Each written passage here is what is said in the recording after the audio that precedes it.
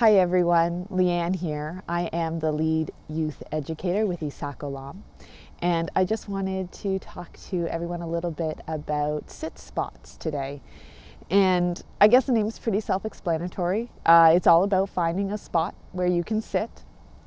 And one of the main reasons that we might want to do this with our little learners is because nature is just so beneficial. You don't need to do much to really reap the emotional, physical, spiritual well-beings of just being outside. And how long you sit for is really going to depend on the individual or the group that you're with. If you're doing this sort of as a mindfulness activity at the beginning of the day, maybe it might be a little bit shorter, or let's say you're doing it at the end of a hike, and you can see our separate video about some ideas for when you go on a nature hike. And so if you do a sit spot at the end of a nature walk, this might be a great way to sort of just reinforce some of the day's lessons by getting your children to think about some of these ideas about home or about nature that are all around us. So if you have a group, what I typically recommend doing is, again, always front-loading information. So you let them know what you're going to do.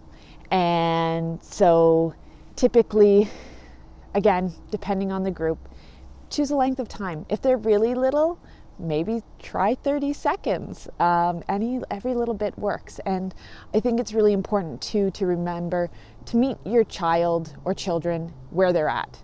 I don't think it's realistic necessarily to expect a child to be able to sit still for 5 minutes if they haven't been doing that before, or if they're really young. So I always believe in just building up their ability to actually sit still, and it will become more and more natural to them as they go along. Right, so when we are front-loading information for our learners, this one's not too difficult, but basically some of the rules I say are, we're gonna go explore the woods or the meadow or the beach, and you're gonna find a spot that feels good to you. And when you choose your spot, there are just really two main things that we're going to look for. One, you have to be able to see the adult, right? So if I can see them, they can see me, then I know where they're at, right? So especially when you're in a group, that's pretty important so that you have eyes on your learners at all times. And then the second one is you can't be sitting with anyone else. So whatever spot you find, you should be able to, you can see your friends, but you shouldn't be able to talk to them easily or be able to touch anyone else. So the idea really is that this is a solo activity, but you are doing it as a group potentially. And yeah, so right before I let the group go and find their special spot where they want to sit and think for the day, for the time together, I usually just start by making sure that asking them to take 3 deep breaths in and maybe do a little bit of stretching just to get any extra energy out, so that they're going to be in a good spot, ready to sit and to pay attention to the environment, to the homes around them. The only other thing that you might want to consider front-loading with your little learners is whether or not there's any specific questions you want them to sort of focus on while they are in that sit spot space. So you can either give them something very general. Let's say, hey, think about the homes we saw today, or wherever you're sitting, look for different animals, and maybe once you find an animal, think about its home, think about what it needs to have that space be its home. Or you can even say something along the lines of, what, as an animal, do humans need? What in the space where you're sitting might you be able to use, or do you use as part of your home and habitat. So once you've front-loaded that information and your learners know that they are going to find a spot and they are going to sit still there, you can essentially let them go and let them find that spot. Depending on the age, I sometimes put a time constraint around how much time they might have to find a spot for themselves. So that might be 30 seconds. That's usually enough time. Or another thing you might want to do in advance as well is perhaps set some boundaries around how far they can go while still needing to see you. So then, you don't have a child running way far down a meadow space, and yes, they can still see you, but it takes them a minute to run down there, right? So things like that to consider in advance as well.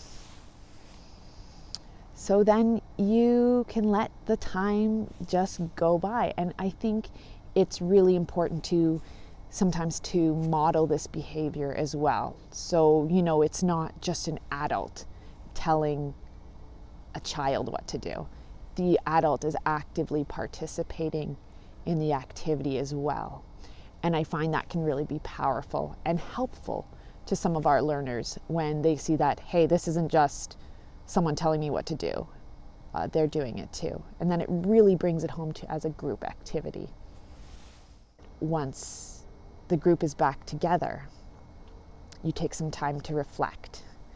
And that can either be perhaps sharing some of the answers or revelations that they had to the questions that you asked before you began the sit spot activity. Or maybe, you've just told them to go out and reflect on the day, on the walk, on what the idea of home means. And now you are actually going to just discuss it a little bit and talk about what they saw, what they smelled, what they felt, and really just keeping it as an open discussion and letting the child or children lead that discussion a little bit so that they can really bring the learning and the lesson home about home. It's so open-ended, and it can really create a space for some pretty amazing creative conversations, and also open some good dialogue, again, about home and habitat, and whether home is really just the house that we live in, or whether it's so much more, it's the environment. And again, talking about that idea of how much we rely on our environment and how intertwined we are with our environment. And that if we are so reliant on it, why is it that we call our house our home and our environment nature or something other? Why is it not all our home? And talking even very simply about what we can do to help our home. The only other variation that I might have on a sit spot, depending on your learner again, is maybe you would want to send them out with a nature journal. So to help their concentration, if they need something to keep them busy or to doodle with, or maybe they're very creative and a visual artist type and they want to draw something that they see while they're thinking. So lastly, I would just say keep in mind that this is something to have fun with. There's no right or wrong. This is just about getting outside and connecting with your home, with the earth, with the creatures that share this home and habitat with you.